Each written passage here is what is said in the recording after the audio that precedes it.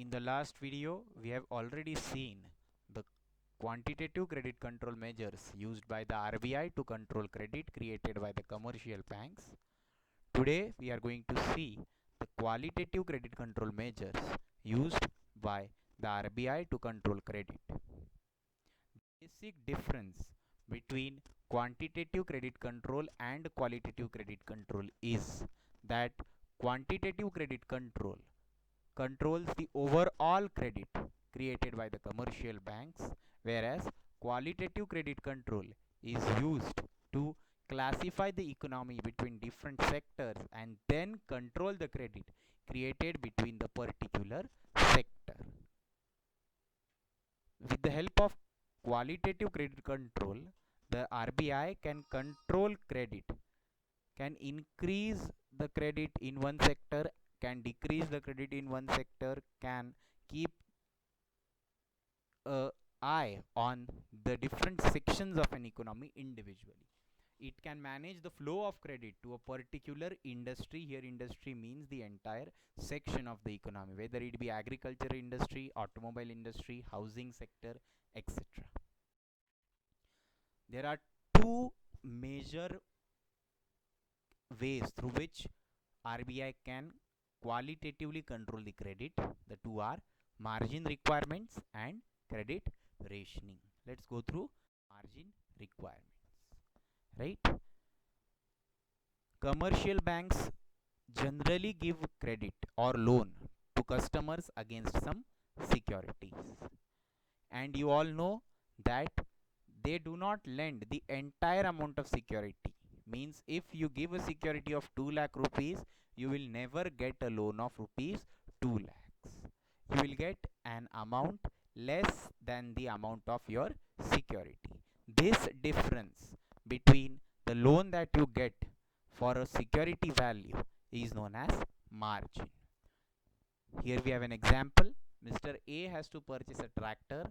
Now he is taking a vehicle loan, and hence his tractor only will be the security. His value is 20 lakhs, and the margin requirement is 20%. Means they have to deduct 20% from these 20 lakhs, and maximum bank can give loan is 16 lakh rupees. So 4 lakh is the margin requirement. Now let's see how margin requirement affects credit creation. Here first is an ideal situation where today in agriculture sector the margin requirement is 10%. Security value, if 100 rupees if you keep as security, then you will get 90 rupees as loan in the agriculture sector.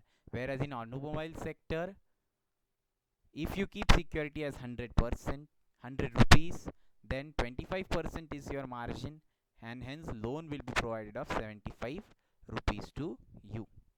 This is an purely an example. The margin requirements given over here are imaginary, right? Now what does the RBI want to do here? RBI wants to increase the flow of credit in agriculture sector and decrease the flow of credit in the automobile sector. So what it does, it shifts the margin requirement. Where it wants to increase the credit, the margin requirements come down. In agriculture sector, from 10 it comes to 5%, and hence more loan can be provided now in agriculture sector. Whereas in the automobile sector, it has to decrease the flow of credit, and hence the margin requirement rises over there from 25% to 35%, and hence priorly you are getting 75 rupees as loan for 100 rupees security. Now you are getting only 65 rupees as loan for your 100% security. This not only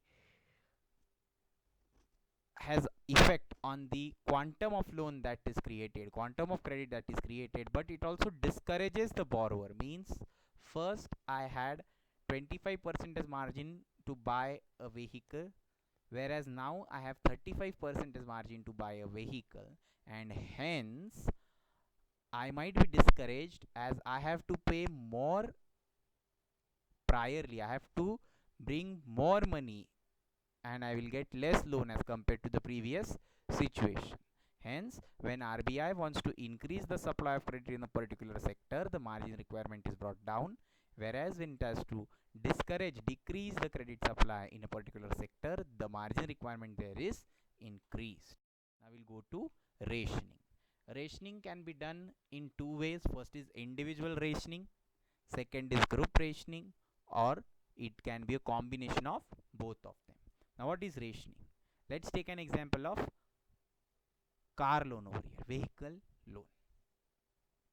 It can RBI can issue individual loan guidelines, means each car loan, a single car loan in your bank cannot exceed rupees 1 CR, 1 crore.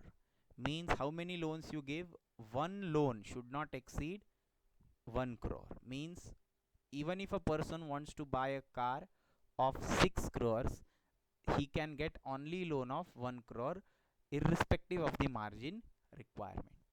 Group rationing means it can give entire ceiling to the car loan product itself. Automobile loans from a single branch cannot exceed 100 crores. Means you can give vehicle loan only till 100 crores. You cannot exceed 100 crores. As many loan as you give. You give 2 loans within 100 crores, 5 loans within 100 crores, 20 loans within 100 crores. Right? So individual limit you have understood, group ceiling you have understood. It can give a combination of both, means single loan cannot exceed 1 crore and total loans cannot exceed 100 crores.